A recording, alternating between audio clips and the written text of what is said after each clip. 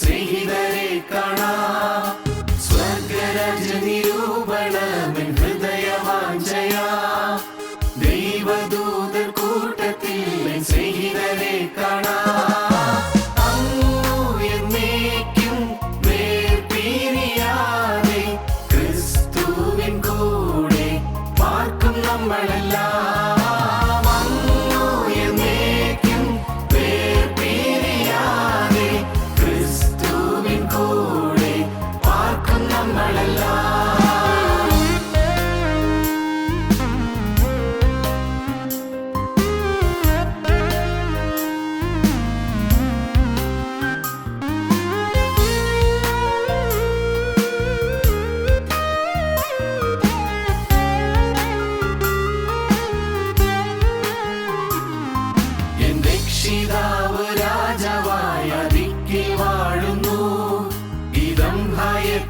ഇമ്പമായി എപ്പോഴും കേൾക്കുന്നു. എൻ രക്ഷിതാവ് രാജാവായ ദിക്കിൽ വാഴുന്നു.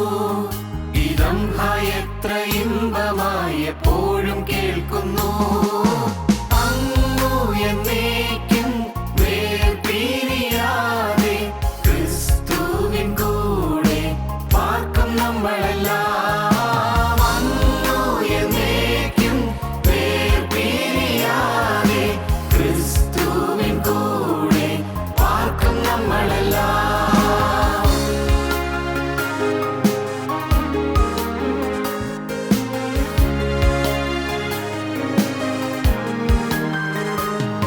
വിശുദ്ധരുടെ സംസർഗം വാഴാത്ത കിരീടം ചൊല്ലിത്തീരാത്ത ആനന്ദം എത്ര വാഞ്ചിതം.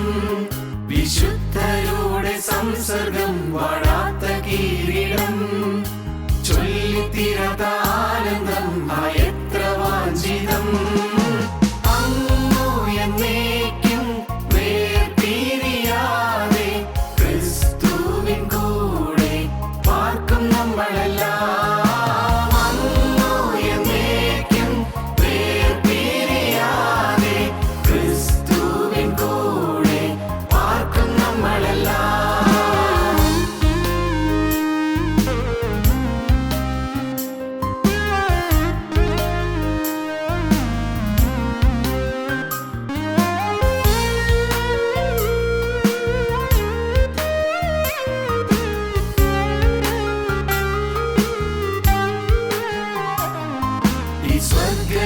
സ്വർഗരാജ്യമാകുമെൻ വാഗ്ദത്ത നാടതിൽ എൻ ആത്മാവെന്നും വാഴുവാൻ കാംക്ഷിക്കുന്നു എന്നിൽ.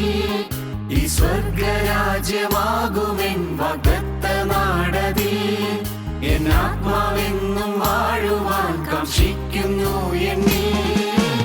അങ്ങു എന്നേക്കും വേർപിരിയാതെ ക്രിസ്തുവിൻ കൂടെ പാർക്കും നമ്മളെല്ലാം. അങ്ങു എന്നേക്കും വേർപിരിയാതെ ക്രിസ്തുവിൻ കൂടെ പാർക്കും നമ്മളെല്ലാം. അങ്ങു എന്നേക്കും വേർപിരിയാതെ ക്രിസ്തുവിൻ കൂടെ പാർക്കും നമ്മളെല്ലാം. അങ്ങു എന്നേക്കും വേർപിരിയാതെ ക്രിസ്തുവിൻ കൂടെ പാർക്കും നമ്മളെല്ലാം. ഞങ്ങളും ക്രൂശിക്കപ്പെട്ട ക്രിസ്തുവിനെ പ്രസംഗിക്കുന്നു. ദൈവ തിരുനാമത്തിന് മഹത്വം ഉണ്ടാകട്ടെ. വെളിപ്പാട് പുസ്തകം 2-ാം അധ്യായം 24-ാം വാക്യം വായിക്കാം. എന്നാൽ ഈ ഉപദേശം കൈക്കൊള്ളാതെയും അവർ പറയും പോലെ സാത്താൻ്റെ ആഴങ്ങൾ അറിഞ്ഞിട്ടില്ലാതെയും തുയതൈരയിലെ ശേഷം പേരോട് വേറൊരു ഭാരം ഞാൻ നിങ്ങളുടെ മേൽ ചുമത്തുന്നില്ല. എങ്കിലും നിങ്ങൾക്കുള്ളത് ഞാൻ വരും വരെ പിടിച്ചുകൊള്ളുവിനെന്ന് ഞാൻ കൽപ്പിക്കുന്നു. ദൈവത്തിന് സ്തോത്രം. യിസബേലിൻ്റെ ഉപദേശം കേൾക്കുന്നവർ സാത്താൻ്റെ ആഴങ്ങളുള്ളവരാണ്. കേൾക്കുന്നവർ പറയും, അയ്യോ എന്തൊരാഴമാണ് ഈ ഉപദേശം, ആഴമാണെന്ന് പറയും. സാത്താൻ്റെ ആഴങ്ങളാണത്. അതാണ് വേദവസം പറയുന്നത്. ഈ ഉപദേശം കൈക്കൊള്ളാതെയും അവർ പറയും പോലെ സാത്താൻ്റെ ആഴങ്ങൾ അറിഞ്ഞിട്ടില്ലാതെയും. സാത്താൻ്റെ ആഴങ്ങൾ, പിശാച് വലിയ തന്ത്രശാലിയാണ്, ബുദ്ധിശാലിയാണ്. ഓരോരുത്തരെയും എങ്ങനെയാണ് വീഴിക്കേണ്ടതെന്ന് അവനറിയാം. എങ്ങനെ കെണിയിലാക്കണം എന്ന് തന്നെ അറിയാം. ചിലരെ പള്ളിഭക്തിയിൽ കൊണ്ടുപോയി കെട്ടിയിടും. പള്ളി നല്ലതാണ്, തീർച്ചയായിട്ടുമാണ്. പള്ളിയിലെ വിശുദ്ധ കുർബാന തീർച്ചയായിട്ടും ഏറ്റവും യോഗ്യമാണ്. കുർബാന അനുഭവിക്കണം, കുർബാന കാണണം, കുർബാന അനുഭവിക്കണം. കുമ്പസാരം ഏറ്റവും നല്ലതാണ്, ഇതെല്ലാം ശരിയാണ്. പക്ഷേ ഇന്ന് ഡെഡ് ബോഡിയിലേക്ക് കുത്തിവയ്ക്കുന്നത് പോലെയാണ് ഇതെല്ലാം ചെയ്യുന്നത്. ഡെഡ് ബോഡി ശവശരീരം കിടക്കുന്നു, ആ ശവശരീരത്തിന് മരുന്ന് കുത്തിവയ്ക്കുന്നു. അതിൽ പ്രയോജനമുണ്ടോ? മരുന്നിൻ്റെ കുഴപ്പമാണോ? അല്ലല്ലോ, മരുന്ന് കുത്തിവയ്ക്കുന്നു. ഇന്ന് ഡെഡ് ബോഡിയിലേക്ക് വായ് നല്ലപോലെ പിളർത്തി പിടിച്ചിട്ട് കുറേ ടോണിക് ഒഴിച്ചു കൊടുക്കുന്നു പുഷ്ടി വയ്ക്കാൻ. പ്രയോജനം ചെയ്യില്ലല്ലോ, നമുക്കറിയാമല്ലോ. അല്ല, വായു കുത്തിപ്പൊളിച്ചിട്ട് നല്ല ടാബ്ലറ്റ്സ് ഏതെങ്കിലും നല്ല ഗുളികകളിട്ട് കൊടുക്കുന്നു, ഒരു പ്രയോജനമില്ല. ജീവനുള്ള മനുഷ്യന് തീർച്ചയായിട്ടും ടാബ്ലറ്റ് പ്രയോജനമാണ്. ജീവനുള്ള മനുഷ്യന് തീർച്ചയായും ടോണിക് നല്ലതാണ്. ജീവനുള്ള മനുഷ്യന് തീർച്ചയായും ഇഞ്ചക്ഷൻ എടുക്കുന്നെങ്കിൽ നല്ലതാണ്. മരിച്ചു കിടക്കുന്ന ശവത്തിന് ഇതൊക്കെ ചെയ്തിരുന്ന കാര്യം. ഇന്ന് അനേകം ഡെഡ് ബോഡിയാണ് ഇന്ന് പള്ളികളിൽ കാണുന്നത്. ഡെഡ് ബോഡികൾ നിങ്ങൾക്ക് മനസ്സിലാവില്ല. ഇന്ന് മനസ്സിലായില്ലെങ്കിൽ ഒരിക്കലും നിങ്ങൾ മനസ്സിലാകും. ഇന്ന് ഇന്ന സഭയെന്നില്ല, എല്ലാ സഭകളിലും ഡെഡ് ബോഡികൾ. പാവപ്പെട്ട മനുഷ്യരുടെ പാവങ്ങൾ ഒന്നും അറിയാൻ പാടില്ല. അവർ കന്നുകാലി കൂട്ടത്തെ അതിനെ കശാപ്പിന് കൊണ്ടുപോകുന്ന പോലെ തൂത്തടിച്ച് ഇങ്ങനെ കൊണ്ടുപോകുന്നു, പാവങ്ങൾ പോകുന്നു. സാധുക്കൾ ചിലപ്പോൾ വിളിച്ച് പറയുന്നു, നമുക്ക് പെരുന്നാൾ ആഘോഷമായി കഴിക്കണം, 2 പോത്തിനെ വെട്ടണം, വലിയ ഗംഭീര സദ്യ നടത്തണം പറയുന്നു. പാവങ്ങളെല്ലാം ഷെയർ കൊടുക്കുന്നു. സാധുക്കൾ എങ്ങനെയെങ്കിലും രക്ഷപ്പെട്ടെന്നല്ലേ, എങ്ങനെയെങ്കിലും ജീവിച്ചു കൊണ്ടേ രക്ഷപ്പെട്ട്. അല്ലെങ്കിൽ പെരുന്നാളിന് റാസയ്ക്ക് എല്ലാവരും മെഴുകി കത്തിച്ച് പിടിച്ചുകൊണ്ട് വേണം റാസയിൽ പങ്കെടുക്കാൻ. പാവങ്ങൾ, അതും ശരിയാണെന്ന് വിചാരിക്കും, തെറ്റൊന്നുമില്ലല്ലോ, ആയിക്കോട്ടെ. നോക്കൂ, തീർത്ഥയാത്രയ്ക്ക് പോകുമ്പോൾ നടന്നു തന്നെ പോകണം. ദൂരം പാവങ്ങൾ തീർത്ഥയാത്ര നടന്നു പോകുന്നത്. ഇതൊന്നും ഡെഡ് ബോഡിയിൽ ചെയ്യുന്ന ക്രിയകളാണ്, ഡെഡ് ബോഡിയിൽ ചെയ്യുന്ന കുത്തിവയ്പ്പുകളാണ്, ഡെഡ് ബോഡിയിൽ ചെയ്യുന്നതായ ടോണിക്കുകളാണ്. ഈ ആദ്യം വേണ്ടത് ഡെഡ് ബോഡി ഉയർത്തെഴുന്നേൽക്കണം. അതിനെന്താ വഴി? ഇന്ന് സഭയിലുള്ള അനേകം ആളുകളും, ഇന്ന സഭയിൽ നിന്നില്ല, സഭയിൽ അനേകം ആളുകളും ഇന്ന് മരിച്ചു കിടക്കുകയാണ്, ആത്മാവിൽ മരിച്ചിരിക്കുകയാണ്. ആത്മാവിൽ മരിച്ചതിന് ശേഷം ആദാം 930 വർഷം ജീവിച്ചിരുന്നു ശരീരത്തിൽ. ആത്മാവ് മരിച്ചു പോയിരുന്നു. ഏദൻ തോട്ടത്തിൽ നിന്ന് പുറന്തള്ളപ്പെട്ടപ്പോൾ ആത്മാവിൻ്റെ തേജസ്സിൻ്റെ വസ്ത്രം ഉരിഞ്ഞുപോയി. ആദാം പുറത്ത് കിടന്നു, ഏദൻ തോട്ടത്തിൻ്റെ പുറത്ത് കിടന്നു. ആദാമിൻ്റെ തേജസ്സിൻ്റെ വസ്ത്രം ഉരിഞ്ഞുപോയി. ആദാം പിന്നെ 930 വർഷം ജീവനോടിരുന്നു. മക്കളുണ്ടായി, അതൊന്നും കുറവില്ല, എല്ലാ കാര്യങ്ങളും നടന്നു. പക്ഷേ ആത്മാവ് ഡെഡായിരുന്നു, ആത്മാവ് മരിച്ചു പോയിരുന്നു. ഇന്ന് അനേകരും ആത്മാവ് മരിച്ചിരിക്കുകയാണ്. ആത്മാവ് മരിച്ചിരിക്കുന്നു. എന്താ വേണ്ടത്? ജീവൻ നൽകുന്ന ക്രിസ്തുവിലേക്ക് വരണം. നിങ്ങൾക്ക് ജീവൻ ഉണ്ടാകുവാനും സമൃദ്ധിയായിട്ട് ജീവൻ ഉണ്ടാകുവാനും ഞാൻ വന്നിരിക്കുന്നു. നിങ്ങൾക്ക് ജീവൻ തരാനാണ് വന്നിരിക്കുന്നത്, ജീവൻ തരാൻ. ജീവനായ ക്രിസ്തുവിനെ സ്വീകരിക്കണം. ജീവൻ വേണം നമുക്ക്, ക്രിസ്തുവിനെ സ്വീകരിക്കണം. അതേതെങ്കിലും ചടങ്ങ് ചെയ്തിട്ടല്ല. ഇതാ ക്രിസ്തുവിനെ സ്വീകരിച്ചതിന് ശേഷമോ ഇതെല്ലാം അനുഗ്രഹകരമാണ്. അപ്രത്യക്ഷമായ നന്മകളുടെ പ്രത്യക്ഷമായ ശുദ്ധികർമ്മങ്ങളാകുന്നു. നല്ലതാണത്. അപ്രത്യക്ഷമായ നന്മകളുടെ പ്രത്യക്ഷമായ ശുദ്ധകർമ്മങ്ങളാകുന്നു കൂദാശകൾ. തീർച്ചയായിട്ടും വേണം, ഒരു വിശ്വാസി അനുഷ്ഠിക്കേണ്ടത് തന്നെയാണ്. പക്ഷേ ഇത് ജീവനില്ലാത്ത ശരീരത്തിലേക്ക് ഇത് ചെയ്യുന്നത് പോലെ നിർജ്ജീവമായി പോകരുത്, പ്രയോജനരഹിതമായി പോകരുത്. ഇന്ന് പാവപ്പെട്ട ആളുകളെല്ലാവരും പള്ളിയിൽ പോകുന്നു, അവിടെ നിന്നുകൊണ്ട് പുസ്തകം ഉണ്ടെങ്കിൽ പുസ്തകം നിർത്തി പ്രാർത്ഥിച്ചുകൊണ്ടിരിക്കുന്നു, അല്ലെങ്കിൽ കുരിശ് വരയ്ക്കുന്നു. സമയത്ത് എല്ലാം കൃത്യമായിട്ട് കുരിശ് വരയ്ക്കുന്നത് കൃത്യമായിരിക്കും. വിശ്വാസപ്രമാണം ചൊല്ലുമ്പോൾ അതിൻ്റെ മധ്യഭാഗത്ത് സ്വർഗ്ഗത്തിൽ നിന്ന് ഇറങ്ങിയെന്ന് പറയുന്നിടത്ത് 3 പ്രാവശ്യം കുരിശ് വരയ്ക്കുന്നു. വളരെ ചിട്ടയായിട്ടൊക്കെ ചെയ്യും. പറയുന്ന നിങ്ങൾക്കെല്ലാവർക്കും സമാധാനം ഉണ്ടാകട്ടെ എന്ന് പറയുമ്പോൾ പാവപ്പെട്ട ഒരു ആളെന്ന് പറയും അവിടുത്തെ ആത്മാനം ഉണ്ടാകട്ടെ എന്ന് പറയും. എല്ലാം കാണാൻ പിടിച്ച് പറയുകയാണ്, ഒന്നും അറിഞ്ഞുകൊണ്ടൊന്നുമല്ല. ആർക്കാണ് സമാധാനം? ദൈവത്തിന് സ്തോത്രം. ഒന്നും ചിന്തിക്കുന്നില്ല. ഈ കുർബാന അനുഗ്രഹങ്ങളും സമാധാനവും ബലിയും സ്തോത്രവുമാകുന്നെന്ന് നാം ഏറ്റുപറയും. എന്ത് മനസ്സിലാക്കിയുണ്ടായി പറയുന്നത്? തീയാകുന്ന വിശുദ്ധ കുർബാനയെയും തീയാകുന്ന മധുഹായെയും എന്തറിഞ്ഞിട്ടാണ് ഈ പറയുന്നത്? ഒന്നും ഗ്രഹിച്ചുകൊണ്ടല്ല. ഞാനാരെയും കുറ്റപ്പെടുത്തുകയല്ല, പക്ഷേ ഒരു വലിയ സത്യം പറഞ്ഞു തരികയാണ്. ഇന്ന് നിർജ്ജീവമായി പോയിരിക്കുന്നു. നമ്മുടെ ചടങ്ങുകളെല്ലാം നിർജ്ജീവമായി പോയിരിക്കുന്നു. ചടങ്ങുകളെല്ലാം അർത്ഥശൂന്യമായി പോയിരിക്കുന്നു. ദൈവത്തിന് സ്തോത്രം. അന്ന് ആ സഭയിൽ തൊയ്തീര സഭയിൽ പറ്റിയ ഒരു വലിയ അപകടമായിരുന്നു. പുറമേയുള്ള പ്രവൃത്തികളുണ്ട്, പക്ഷേ അകമേ ജീവനില്ല. വായിക്കുന്നത് അങ്ങനെയാണ്.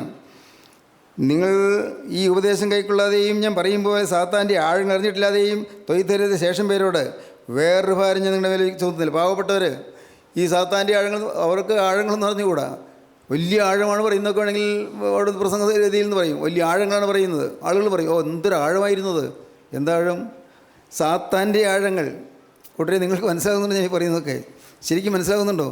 സാത്താൻ്റെ ആഴങ്ങളാണ് ഈ അനേകം പ്രസംഗങ്ങൾ. സാത്താൻ്റെ ആഴങ്ങളാണ്, പിശാചിൻ്റെ ഉപദേശങ്ങളാണ്. പിശാച് മനുഷ്യരെ എങ്ങനെയെല്ലാം വഞ്ചിക്കുന്നത്. പ്രിയപ്പെട്ടവർ, എങ്ങനെയല്ല, എന്തെല്ലാം തന്ത്രമാണ് പിശാച് ചെയ്യുന്നത്. എങ്ങനെയെങ്കിലും കുരുക്കിലാക്കി നരകത്തിൽ കൊണ്ടുപോയി അടങ്ങും എന്നുള്ള വാശിയോടാണ് പിശാച് നമ്മൾ പിടികൂടിയിരിക്കുന്നത്.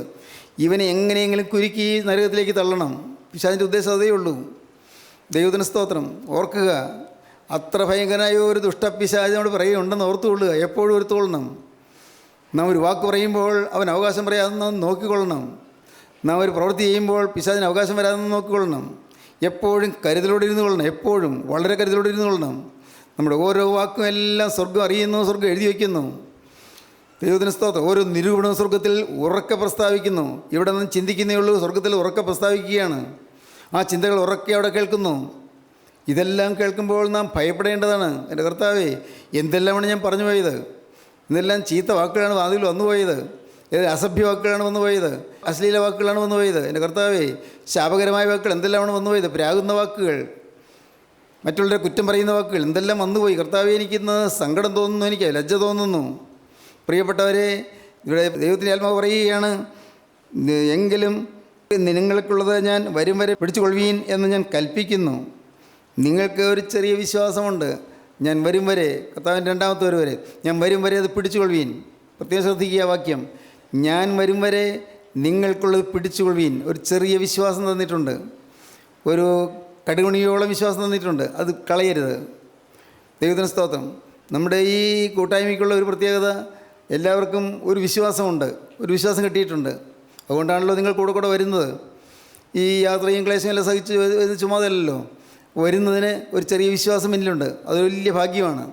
അത് ഞാൻ വരും വരെ പിടിച്ചുകൊള്ളുവീൻ. ഒരു ദിവസത്തേക്ക് പോരാ, അത് ഏതാനും ദിവസത്തേക്ക് പോരാ. ഞാൻ വരും വരെ വിശ്വാസം പിടിച്ചുകൊള്ളണം. ഞാൻ വരും വരെ. ദൈവത്തിന് സ്തോത്രം. എന്നാണ് കർത്താവ് വരുന്നത്? അതുവരെയും വിശ്വാസം പിടിച്ചുകൊള്ളണം, വിശ്വാസത്തിൽ ഉറച്ചു നിന്നുകൊള്ളണം. കർത്താവിന് സ്തോത്രം. സഹോദരങ്ങളെ, നമ്മുടെ ജീവിതത്തിൽ വിശ്വാസത്തിൻ്റെ നല്ല പോരാട്ടം പോരാടണം. വിശ്വാസത്തിൻ്റെ യുദ്ധം ചെയ്യണം. ആരോട്? പിശാചിനോട്. വിശ്വാസത്തോട് പിശാചിനോട് യുദ്ധം ചെയ്യണം. നിരന്തരം പോരാടണം. നിരന്തരം പിശാചിനോട് യുദ്ധം ചെയ്യണം. അങ്ങനെ നിരന്തരം യുദ്ധം ചെയ്ത് വേണം ജയിച്ച് മുന്നോട്ട് പോകാൻ. വലിയൊരു പോരാട്ടമാണ് ഈ ജീവിതം. ജീവിതം പോരാട്ടമാണ്. ദൈവവും പിശാചും തമ്മിലുള്ളതായ പോരാട്ടം, അതിൻ്റെ യുദ്ധഭൂമി നമ്മുടെ ഹൃദയമാണ്. ദൈവവും പിശാചും തമ്മിലുള്ള യുദ്ധത്തിൻ്റെ യുദ്ധക്കളം അത് നമ്മുടെ ഹൃദയമാണ്. ഈ ഹൃദയത്തിൽ നിന്നുകൊണ്ടാണ് ദൈവവും പിശാചും തമ്മിൽ യുദ്ധം ചെയ്യുന്നത്. ദൈവം തോൽക്കാനിട വരുന്ന എപ്പോഴാണെന്നറിയാമോ? നിങ്ങൾ പിശാചിൻ്റെ പക്ഷം ചേർന്നാൽ, പാപത്തെ ഓർത്ത് അനുഭവിക്കാതിരുന്നാൽ ദൈവം തോൽക്കും. നിങ്ങൾ പാപത്തെ മുറുകെ പിടിച്ചുകൊണ്ടിരുന്നാൽ പിശാച് ജയിക്കും, ദൈവം തോൽക്കും. എന്നാൽ നിങ്ങൾ പാപത്തോട് യാത്ര പറഞ്ഞ് ഇനിയില്ല പഴയ ജീവിതം, ഇനി അശുദ്ധിയിലേക്ക് ഇല്ല, തെറ്റിലേക്കില്ല, തെറ്റില്ലാത്ത ജീവിതം ഞാൻ നയിക്കുമെന്ന് നാം തീരുമാനം എടുക്കുമ്പോഴേക്കും പിശാച് തോറ്റ് ഓടും. അവൻ. ദൈവം ജയിക്കും. ഒരു ചോദ്യമേ ഉള്ളൂ, നിങ്ങൾ ദൈവത്തെ ജയിപ്പിക്കുമോ പിശാചിനെ ജയിപ്പിക്കുമോ? സ്തോത്രം. ദൈവത്തെ ജയിപ്പിക്കുമോ പിശാചിനെ ജയിപ്പിക്കുമോ? സ്തോത്രം. ഒരു വലിയ വെല്ലുവിളിയാണത്. ഒരവസരത്തിൽ ഞാൻ ഏറെ ഏറ്റവും ബഹുമാനിക്കുന്ന വിശുദ്ധനായ ഒരു ദൈവപുരുഷൻ്റെ അടുക്കൽ ഇരുന്നപ്പോൾ അദ്ദേഹം പറഞ്ഞു, പിശാച് ജയിക്കുമോ ദൈവം ജയിക്കുമോ? ഏതാണ് നിങ്ങളുടെ താല്പര്യം എന്ന് ചോദിച്ചു. ഞങ്ങളോട് ഇരുന്നവരെല്ലാവരും ഞങ്ങൾ പറഞ്ഞു, പിശാച് ജയിക്കാൻ പാടില്ല, ദൈവം ജയിക്കണം. അങ്ങനെയാണെങ്കിൽ ഇപ്പോൾ നിങ്ങളുടെ പോക്ക് മാറ്റണമെന്ന് പറഞ്ഞു. ഇപ്പോൾ നിങ്ങളുടെ പോക്ക് മാറ്റണമെന്ന് പറഞ്ഞു. ഞാൻ ഉൾപ്പെടെയുള്ള ഞങ്ങളെല്ലാവരോടുമായിട്ട് പറഞ്ഞു, ഇപ്പോഴത്തെ പോക്ക് മാറ്റണം. ദൈവത്തിന് സ്തോത്രം. അന്ന് ഞാൻ ആത്മീയമായ താല്പര്യമുള്ള മനുഷ്യൻ തന്നെയായിരുന്നു. വചനം പ്രസംഗിക്കുന്ന ആളായിരുന്നു. അന്ന് പകൽ അവിടെ ഞാനും പ്രസംഗിച്ചു. ദൈവത്തിന് സ്തോത്രം. പക്ഷേ എന്നോട് പറഞ്ഞു, ഇപ്പോഴത്തെ പോക്ക് മാറ്റണം, എങ്കിലേ ദൈവം ജയിക്കുകയുള്ളൂ. ഞാൻ ഏങ്ങലടിച്ച് കരഞ്ഞുകൊണ്ട് ഞാൻ പറഞ്ഞു, കർത്താവേ, ഇനി ഇപ്പോഴത്തെ ലോകമയമായ പോക്ക് ഞാൻ നിർത്തുന്നു. ലോകത്തിൻ്റെ ബഹുമതിക്ക് വേണ്ടിയുള്ളതായ പോക്ക് ഞാൻ നിർത്തുന്നു. ലോകത്തിൻ്റെ അംഗീകാരത്തിന് വേണ്ടിയുള്ളതായ പോക്ക് ഞാൻ നിർത്തുന്നു. കർത്താവേ, എനിക്ക് എൻ്റെ യേശു മതി. ഹല്ലേലൂയ. ദൈവത്തിന് സ്തോത്രം. എൻ്റെ ബഹുമാന്യ സഹോദരങ്ങളെ, നിങ്ങൾക്ക് എന്ത് തോന്നുന്നു? നിങ്ങൾ യേശുവിനെ ജയിപ്പിക്കുമോ? നിങ്ങൾ യേശുവിനെ ജയിപ്പിക്കുമോ? നമുക്ക് വേണ്ടി കുരിശിൽ മരിച്ച രക്ഷകനെ നിങ്ങൾ ജയിപ്പിക്കുമോ? അതോ നിങ്ങൾ യേശുവിനെ തോൽപ്പിക്കുമോ? ദൈവത്തിന് സ്തോത്രം. നിങ്ങൾ തീരുമാനിക്കേണ്ടതാണ്. മോനെ, നീ അരുതാത്ത വഴിക്ക് നീങ്ങുമ്പോൾ യേശു തോൽക്കുകയാണ്. മോളെ, നീ തെറ്റായ ഒരു നടപടിയിലേക്ക് നീങ്ങുമ്പോൾ യേശു തോൽക്കുകയാണ്. യൗവനക്കാരാ, നീ നിൻ്റെ യൗവനത്തിൻ്റെ മതിപ്പ് കൊണ്ട് നീ തെറ്റായ വഴികളിലൂടെ പോകുമ്പോൾ യേശുവിനെ തോൽപ്പിക്കുകയാണ്. സ്തോത്രം. സ്നേഹിത, നിൻ്റെ ജീവിതത്തിലെ അശുദ്ധിയും തിന്മയും വളരുമ്പോൾ യേശുവിനെ തോൽപ്പിക്കുകയാണ്. യേശുവിനെ തോൽപ്പിക്കരുത്, ഒരു കാരണവശാലും തോൽപ്പിക്കരുത്. കുടുംബജീവിതത്തിൽ യേശുവിനെ തോൽപ്പിക്കരുത്. നിങ്ങളുടെ ഒഫീഷ്യൽ, നിങ്ങളുടെ ഔദ്യോഗിക ജീവിതത്തിൽ യേശുവിനെ തോൽപ്പിക്കരുത്. നിങ്ങൾ എവിടെയെല്ലാം പ്രവർത്തിക്കുന്നതോടെ യേശുവിനെ തോൽപ്പിക്കരുത്. അവിടെയെല്ലാം യേശുവിനെ ജയിപ്പിക്കണം. നാം ഒരു വ്യത്യസ്ത സ്വഭാവമുള്ളവരായി നിൽക്കണം. ക്രിസ്തുവിൻ്റെ സ്വഭാവമുള്ളവരായി നിൽക്കണം. മറ്റുള്ളവരിൽ നിന്ന് വ്യത്യസ്തമായ ചിലതെല്ലാം നമ്മിലുണ്ടായിരിക്കണം. ചില പ്രത്യേകതകൾ നമുക്കുണ്ടായിരിക്കണം. പലർക്കും ഇഷ്ടപ്പെടില്ലെന്ന് വരും, സാരമില്ല. പലരും കളിയാക്കിയെന്ന് വരും, അതും സാരമില്ല. കളിയാക്കുന്നവർ കളിയാക്കിക്കൊള്ളട്ടെ, അത് അവരുടെ അവകാശമല്ലേ, ആയിക്കോട്ടെ.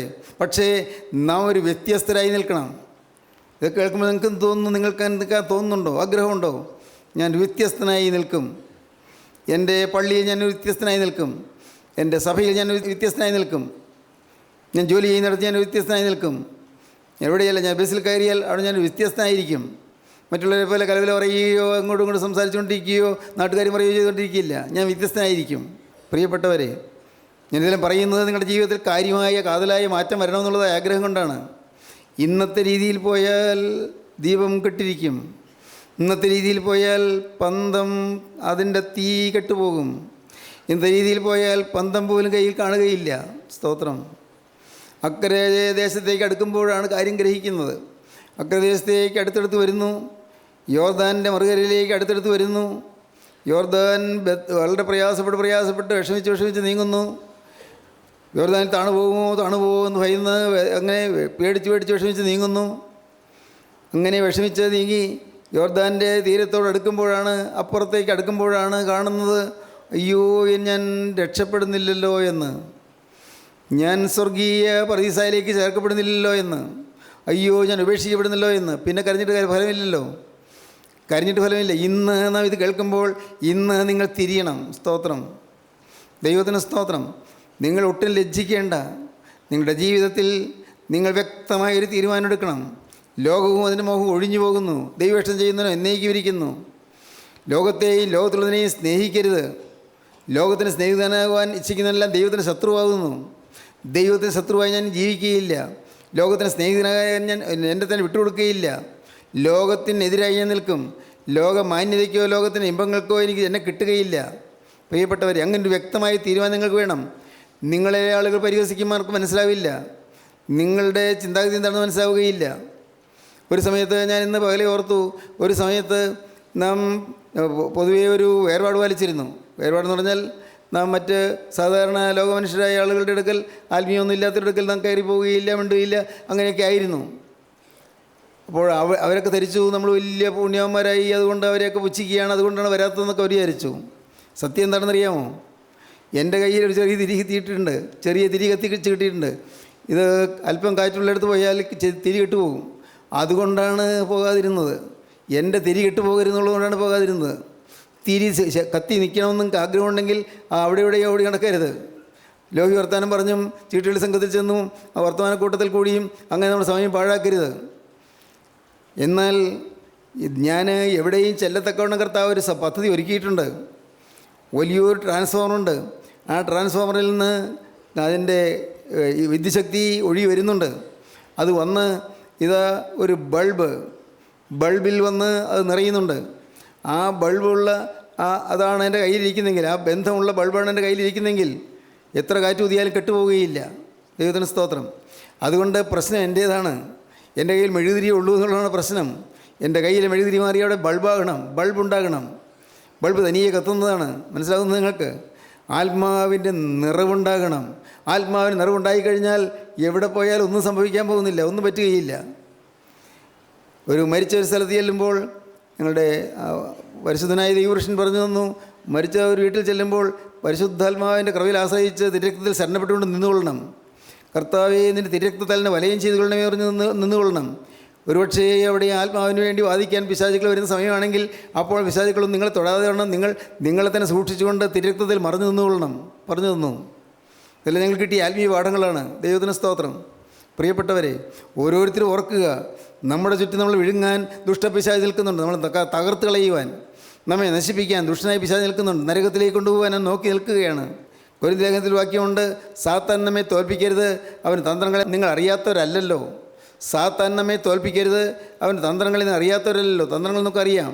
പിശാച് എങ്ങനെയെല്ലാമാണോ വരുന്നത് നമുക്കറിയാം. ആത്മീയ ശുശ്രൂഷകളെല്ലാം വളരെ ഭയത്തോടും ഗൗരവത്തോട് ചെയ്യേണ്ടതാണ്, വളരെ കരുതലോടെ നീങ്ങേണ്ടതാണ്. കളിയായിട്ട് ചെയ്യേണ്ടതല്ല, അതൊരു പദവിയായിട്ട് ചെയ്യേണ്ടതുമല്ല, ഏതാണ്ടൊരു ഒരു മേന്മയാണ് ധരിച്ച് ചെയ്യേണ്ടതുമല്ല. അത് ഭയത്തോട് ചെയ്യേണ്ടതാണ്. ദൈവകരങ്ങളിലേക്ക് ഏൽപ്പിച്ചുകൊണ്ട്, ദൈവകരങ്ങളിലെ വിട്ടുകൊടുത്തുകൊണ്ട്, മുഴുവനായി ദൈവത്തിന് സമർപ്പിച്ചുകൊണ്ടാണ് ഓരോ കാര്യം ചെയ്യുവാൻ. ദൈവത്തിന് സ്തോത്രം. നമ്മുടെ ആത്മീയ ജീവിതം പുഷ്ടിപ്പെടുമെന്ന് കർത്താവ് ആഗ്രഹിക്കുന്നു. ആത്മീയ ജീവിതം നാം കറുതീർന്നവരായി തീരണമെന്ന് കർത്താവ് ആഗ്രഹിക്കുന്നു. എന്നാണ് പറഞ്ഞത്, നിങ്ങൾക്കുള്ളത് ഞാൻ വരും വരെ പിടിച്ചുകൊള്ളുവീൻ എന്ന് ഞാൻ കൽപ്പിക്കുന്നു. നിങ്ങൾക്ക് ഞാൻ തന്നൊരു നിധിയുണ്ടല്ലോ, വരും വരെ പിടിച്ചുകൊള്ളണം, വരും വരെ. ദൈവത്തിന് സ്തോത്രം. എൻ്റെ കർത്താവിൻ്റെ വലിയ നാമം മഹത്വപ്പെടട്ടെ. യേശു ക്രിസ്തു വരും. ഒരു സെക്കൻഡ് ചിന്തിച്ച് നോക്കൂ, യേശു വരുമെന്ന് ഞാൻ വിശ്വസിക്കുന്നുണ്ടോ? ഓരോരുത്തർ ചിന്തിക്കൂ. യേശു വരും. ഇന്നത് പോലെ ദിവസം യേശു വരും. ചിലപ്പോൾ ഞാൻ ഉറങ്ങിക്കിടക്കുമ്പോഴായിരിക്കും, അല്ലെങ്കിൽ ഞാൻ ഓഫീസിൽ ജോലി ചെയ്യുമ്പോഴായിരിക്കും, അല്ലെങ്കിൽ പാടത്ത് പണിയെടുക്കുമ്പോഴായിരിക്കും, അല്ലെങ്കിൽ പറമ്പിൽ ജോലി ചെയ്യുമ്പോഴായിരിക്കും, അതല്ലെങ്കിൽ എൻ്റെ കർത്താവെ ഞാൻ പ്രാർത്ഥിച്ചുകൊണ്ടിരിക്കുമ്പോഴായിരിക്കും. അറിയാൻ പാടില്ലല്ലോ. എപ്പോഴാണെങ്കിലും യേശു വരും. ഞങ്ങളുടെ കർത്താവെ, നിൻ്റെ മരണത്തെ ഞങ്ങൾ ഓർക്കുകയും നിൻ്റെ ഉയർത്തെഴുന്നേൽപ്പിനെ ഏറ്റുപറയുകയും നിൻ്റെ രണ്ടാമത്തെ എഴുന്നള്ളത്തിനായി ഞങ്ങൾ നോക്കി പാർക്കുകയും ചെയ്യുന്നു. അതല്ലേ നാം പ്രാർത്ഥിക്കുന്നത്? രണ്ടാമത്തെ എഴുന്നള്ളത്തിനായി നോക്കി പാർക്കുന്നുണ്ടോ? ഒന്നും ചിന്തിക്കുന്നില്ല. നിൻ്റെ മഹത്വം ഉദിക്കുന്ന നാൾ നിൽക്കണമോ വലഭാഗത്തിൽ? നിൻ്റെ മഹത്വം ഉദിക്കുന്ന നാളുണ്ട്. ആരും വിശ്വസിക്കുന്നുണ്ടോ? ചുമ്മാ ചൊല്ലിപ്പോവുക. നിൻ്റെ മഹത്വം ഉദിക്കുന്ന നാളിൽ നിർത്തണമേ താവ് പൂജകരെ പരിശുദ്ധന്മാരുടെ നിരയിൽ. അതൊന്നും ചിന്തിച്ചുകൊണ്ടാണ് പാടുന്നത്. പാട്ട് ഇങ്ങനെ പാടിക്കൊണ്ടിരിക്കും. ദൈവത്തിന് സ്തോത്രം. എന്നാൽ ഇന്ന് നിങ്ങളിത് കേട്ടുകൊണ്ടിരിക്കുമ്പോൾ കർത്താവ് നിങ്ങൾക്ക് പിടിക്കാൻ ഒരു വിശ്വാസം തരികയാണ്. നിനക്കുള്ളത് നീ പിടിച്ചുകൊള്ളുക. സ്തോത്രം. ഒരു വിശ്വാസം തരികയാണ്. വിശ്വാസം, ക്രിസ്തുള്ളതായി വിശ്വാസം. അത് നീ പിടിച്ചുകൊണ്ട് നീ ജയാളിയായി തീരണം എന്നാണ് കർത്താവിൻ്റെ ആഗ്രഹം. നീ ജയിക്കുന്നതിനായി തീരണം. അടുത്ത വാക്യം അതാണ് പറയുന്നത്, ജയിക്കുകയും ഞാൻ കൽപ്പിച്ച പ്രവൃത്തികളെ അവസാനത്തോളം അനുഷ്ഠിക്കുകയും ചെയ്യുന്നവന് എൻ്റെ പിതാവ് എനിക്ക് തന്നതുപോലെ ഞാൻ ജാതികളുടെ മേൽ അധികാരം കൊടുക്കും. സ്തോത്രം. നിങ്ങൾ ജയാളികളായി തീരണം കർത്താവ് പറയുന്നു. ജയാളികളായി തീരണം. ത്വൈതൈര സഭയിലെ പാവപ്പെട്ട ജനത്തോട് കർത്താവ് പറയുന്നത്, നിങ്ങൾ ജയാളികളായി തീരണം, ജയവീരന്മാരായി തീരണം, ജയിക്കണം. പ്രിയപ്പെട്ടവരെ, നിങ്ങൾ ചിന്തിക്കൂ, ഞാൻ ജയാളിയാണോ? ഇന്നും കോപം വരുമ്പോൾ ജയിക്കാൻ പറ്റുന്നുണ്ടോ? ഇന്ന് ഈർഷ്യ വരാതെ കാക്കാൻ പറ്റുന്നുണ്ടോ? മുഷ്ടിൽ വരാതെ നോക്കാൻ പറ്റുന്നുണ്ടോ? മനസ്സിൽ ഇഷ്ടക്കുറവും പിണക്കവും ഹൃദയത്തിൽ പൊന്തി വരുന്നത് നിർത്താൻ പറ്റുന്നുണ്ടോ? ചിന്തിച്ച് നോക്കൂ. ഇന്നും ജയിച്ചിട്ടില്ല. ജയാളിയാകണം, ജയവീരനാകണം. എന്തിൽ? നമ്മുടെ പാപത്തിൻ്റെ മേൽ, വേറെ ആരുടെ മേലല്ല, പാപത്തിൻ്റെ മേൽ. പാപത്തിൻ്റെ മേൽ ചെയ്യുന്നിടുമ്പോൾ പിശാചിൻ്റെ മേൽ ചെയ്യുന്നിടും. ഞാൻ ജയാളിയായിരിക്കും. വിക്ടോറിയസ് ലിവിങ്, ജയ ജീവിതം. സ്തോത്രം. സഹോദരങ്ങളെ, നിങ്ങൾ ഓരോരുത്തരും അങ്ങനെ ജയ ജീവിതമുള്ളവരായി തീരാൻ കർത്താവ് ആഗ്രഹിക്കുന്നു. ജയ ജീവിതമുള്ളവരായി തീർന്ന ദൈവത്തെ മഹത്വപ്പെടുത്താൻ കർത്താവ് ആഗ്രഹിക്കുന്നു. കർത്താവ് വരുമ്പോൾ ജയാളികളായ വിശുദ്ധന്മാരെ മാത്രം തൻ്റെ അടുക്കിലേക്ക് ചേർത്തുകൊള്ളും. എല്ലാവരും പോവുകയില്ല. യേശു രണ്ടാമത്തെ വരവിൽ വിശുദ്ധന്മാർ മാത്രം ചേർക്കപ്പെടും. എല്ലാവരും പോവുകയില്ല. ദൈവത്തിന് സ്തോത്രം. ഇന്ന് യേശു ക്രിസ്തു വന്നാൽ അനേകം പേരും പുറന്തള്ളപ്പെട്ടു പോകും. വിശുദ്ധന്മാർ മാത്രം ആ കൂട്ടത്തിൽ പറന്നുയരും. മാത്രം വിശുദ്ധന്മാർ മാത്രം പറന്നുയരുന്ന ആ കൂട്ടത്തിൽ മറ്റുള്ളവരാരും കൂടെ പറക്കുകയില്ല. അവരെല്ലാം ഇവിടെ തന്നെയായിരിക്കും, ഈ ഭൂമിയിൽ തന്നെയായിരിക്കും. മരിച്ചുപോയവരിൽ വിശുദ്ധന്മാർ മാത്രം ഉയർത്തെഴുന്നേൽക്കും. ബാക്കിയുള്ളവരെല്ലാവരും കല്ലറ അങ്ങനെ തന്നെ അടഞ്ഞു കിടക്കും. ദൈവത്തിന് സ്തോത്രം. പ്രിയപ്പെട്ടവരെ, അന്ന് കർത്താവിൻ്റെ രണ്ടാമത്തെ വരയിൽ നാം പറന്നുയർന്ന് വിശുദ്ധന്മാരുടെ നിരയിൽ ചേർന്ന് നാം മധ്യാകാശത്തിൽ കർത്താവിൻ്റെ എതിരേൽക്കും. ദൈവത്തിന് സ്തോത്രം. സ്വർഗീയ രാജാതിരാജൻ്റെ മണവറയുടെ മണിപ്പന്തൽ അവിടെ നിവർത്തും. അവിടെ മധ്യാകാശത്തിൽ വെച്ച് കർത്താവുമായി നാം ഒരുമിച്ച് ചേരും. കർത്താവ് ഒരുമിച്ച് സ്വർഗീയ ദൂതന്മാരുടെ വാങ്ങുമ്പടിയോടുകൂടെ നാം സ്വർഗത്തിലേക്ക് കയറിപ്പോകും. താൻ രണ്ടാമത്തെ വരയിൽ അതൊരു ദിവസം സംഭവിക്കാൻ പോവുകയാണ്. ദൈവത്തിന് സ്തോത്രം. അന്ന് ആരും നഷ്ടപ്പെട്ടു പോകരുത്. ആരും നഷ്ടപ്പെട്ടു പോകരുത്. ഞാൻ വിനയപൂർവ്വം അറിയിക്കുകയാണ്, നമ്മളാരും നഷ്ടപ്പെട്ടു പോകരുത്. നമ്മളെല്ലാം അവിടെ ചെല്ലണം. നമ്മളെല്ലാവരും ഇവിടെ എത്തണം. നമ്മളെല്ലാവരും കർത്താവിൻ്റെ സന്നിധിയിലെത്തി കർത്താവിൻ്റെ തൃപ്പാദം മുത്തണം. പാടുന്നല്ലോ, നിത്യത തന്നിൽ ഞാനെത്തും, തന്റെ സ്തുത്യപാദങ്ങൾ ഞാൻ മുത്തും, നിത്യത തന്നിൽ ഞാനെത്തും. തന്റെ സ്തുത്യ പാദങ്ങൾ ഞാൻ മുത്തും. ഭക്തിയിലാനന്ദ കണ്ണീർ ഞാൻ വീഴ്ത്തും. ഞാനെന്നും സ്തുതിക്കും എൻ പരനെ തിരുമനുസുതനെ. ആനന്ദഗാനങ്ങൾ പാടിപ്പുകഴ്ത്തി ഞാനെന്നും സ്തുതിക്കും. ദൈവത്തിന് സ്തോത്രം. ഈ അവസരത്തിൽ നിങ്ങൾ ഒരു നിമിഷം നിങ്ങളിലേക്ക് നോക്കിയിട്ട് ഇന്ന് കർത്താവ് വരുമ്പോൾ വിശുദ്ധന്മാർ പറന്നുയരുന്ന കൂട്ടത്തിൽ ഞാൻ ഉണ്ടാകുമോ? നിങ്ങൾ ചിന്തിക്കൂ. ഓരോരുത്തരും ചിന്തിക്കൂ. മറ്റൊന്നും ചെയ്യണ്ട. നിങ്ങൾ ഇത്രമാത്രം ചിന്തിക്കൂ. യേശു ഇപ്പോൾ വന്നാൽ ഞാൻ വിശുദ്ധന്മാരുടെ നിരയിൽ പറന്നുയരുമോ? ഭൂമിയിലേക്കുള്ള എൻ്റെ ഘനം, എൻ്റെ വെയിറ്റ് എല്ലാം പോയിട്ട് ഞാൻ ആത്മശരീരം പ്രാപിച്ച് ഞാൻ മധ്യാകാശത്തിലേക്ക് പറന്ന് എത്തുമോ? ഇന്നത്തെ സ്ഥിതിയിൽ കർത്താവ് വന്നാൽ ഞാൻ കർത്താവിൻ്റെ സന്നിധിയിൽ എത്തിച്ചേരുമോ? ഇല്ലെങ്കിൽ മഹാനഷ്ടമാകുമല്ലോ. ദൈവത്തിന് സ്തോത്രം. എൻ്റെ പ്രിയ സഹോദരി സഹോദരന്മാരെ, നിങ്ങൾ വിശ്വസിക്കൂ. നിങ്ങൾ കർത്താവിൻ്റെ ഒരു വാക്ക് പറയണം. മതി. 10 പൈസ പോലും നിങ്ങൾ മുടക്കണ്ടല്ലോ. ഞാനത് ആവർത്തിച്ച് പറയുന്നതാണെന്ന് ചോദിച്ചാൽ, അനേകം കൂട്ടായ്മകളൊന്ന് പൈസയ്ക്ക് വേണ്ടി നടത്തുന്നു. നമ്മുടെ കൂട്ടായ്മ പൈസയ്ക്ക് വേണ്ടി ഒന്നും നടത്തുന്നില്ല. അതുകൊണ്ടാണ് പറയുന്നത്. ഒരു പൈസയും ചിലവഴിക്കണ്ട, ഒന്നും ചിലവഴിക്കണ്ട. ദൈവത്തിന് സ്തോത്രം. ഇതെല്ലാം കേട്ടു, പക്ഷേ ഇന്ന് നഷ്ടപ്പെട്ടു പോയാലോ? ആ കെടുതി നമുക്ക് വരരുത്, ആ അപകടം നമുക്ക് വരരുത്. സ്തോത്രം. ദൈവത്തിന് സ്തോത്രം. ഈ കണ്ട വർഷങ്ങളെല്ലാം കർത്താവ് എന്നെ ഈ ഭൂമിയിൽ കർത്താവിൻ്റെ വേലയ്ക്കായി നിർത്തി. ഞാൻ നിങ്ങളെപ്പോലെ സാധു മനുഷ്യനാണ്, വെറും സാധാരണ മനുഷ്യനാണ്. എനിക്ക് പ്രത്യേക സിദ്ധികളൊന്നുമില്ല, പ്രത്യേക കൃപാവരങ്ങളൊന്നുമില്ല. എനിക്കാകെയുള്ളത് യേശു മാത്രം. എൻ്റെ സ്വത്ത് യേശുവാണ്, എൻ്റെ സമ്പത്ത് യേശുവാണ്, എൻ്റെ നിധി യേശുവാണ്, എൻ്റെ രക്ഷ യേശുവാണ്, എൻ്റെ സ്വർഗം യേശുവാണ്, എൻ്റെ ഭാവി യേശുവാണ്. യേശുവിനായിട്ട് ഈ ജീവിതം ഞാൻ വേർതിരിച്ചിരിക്കുകയാണ്. നിങ്ങളിപ്പോൾ തീരുമാനിക്കൂ, കർത്താവേ, എൻ്റെ നാഥ, എൻ്റെ ജീവിതം നിൻ്റെ പാദപീഠത്തിലേക്ക് ഞാൻ അർപ്പിക്കുന്നു. എനിക്ക് വേണ്ടി നീ രക്തം ചിന്തി പിശാചിൻ്റെ കയ്യിൽ നിന്ന് എന്നെ വിലയ്ക്ക് വാങ്ങി. എനിക്ക് വേണ്ടി നീ കുറ്റമില്ലാത്ത രക്തം ചിന്തി സാത്താൻ്റെ കയ്യിൽ നിന്ന് എന്നെ വിലയ്ക്ക് വാങ്ങി. ഞാൻ യേശുവേ, ഞാൻ നിനക്കുള്ളവൻ. യേശുവേ, ഞാൻ നിനക്കുള്ളവൾ. തീരുമാനിക്കൂ, കർത്താവിൻ്റെ കരങ്ങളിലേക്ക് കൊടുക്കൂ. നമുക്ക് പ്രാർത്ഥിക്കാം. കാരുണ്യവാനായ ഞങ്ങളുടെ സ്വർഗീയ പിതാവേ, അനുഗ്രഹീത നിമിഷങ്ങൾക്കായി ഞങ്ങൾ നിന്നെ സ്തുതിക്കുന്നു, ഞങ്ങൾ നിന്നെ സ്തോത്രം ചെയ്യുന്നു. ഈ മക്കളെയെല്ലാം തൊടണമേ കർത്താവേ, എല്ലാവരെയും തലോടണമേ കർത്താവേ, എല്ലാവരെയും അനുഗ്രഹിക്കണമേ കർത്താവേ, കൃപയുടെ വചനത്താൽ നിറയ്ക്കണമേ കർത്താവേ. നാഥ, തിരുനാമം മഹത്വപ്പെടുത്തണമേ. അത് രണ്ടാമത്തെ വരയിൽ പറന്നു വരുന്ന വിശുദ്ധന്മാരുടെ നിലനിൽപ്പാൻ എല്ലാവരെയും യോഗ്യരാക്കി തീർക്കണമേ. യേശു ക്രിസ്തുവിൻ്റെ പരിശുദ്ധമായ നാമത്തിൽ പ്രാർത്ഥിക്കുന്ന കൃപയോടെ കേൾക്കണമേ. ആമീൻ. ഹല്ലേലൂയ. ദൈവത്തിന് സ്തോത്രം.